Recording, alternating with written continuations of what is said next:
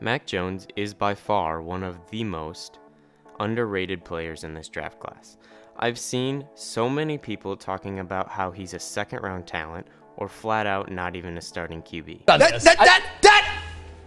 is blasphemous. That is blasphemous. Mac Jones is an amazing QB with amazing accuracy and decision making. Mac Jones doesn't have the strongest arm, but is no slouch either, and his elite deep accuracy more than makes up for it. Mac Jones's only real knock when it comes to abilities is his mobility or the lack thereof.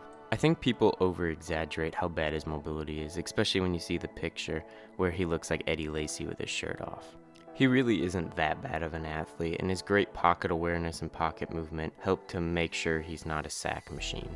And while athleticism is nice and definitely helpful, we've seen many people dominate without it at the quarterback position, guys like Tom Brady and Drew Brees. The other big knock I see against Mac Jones is the fact that he's a Bama QB.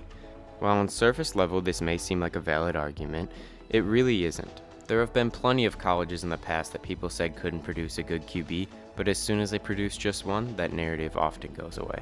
In reality, the actual college that an athlete goes to has little to no effect on how they will pan out in the NFL, especially at the QB position.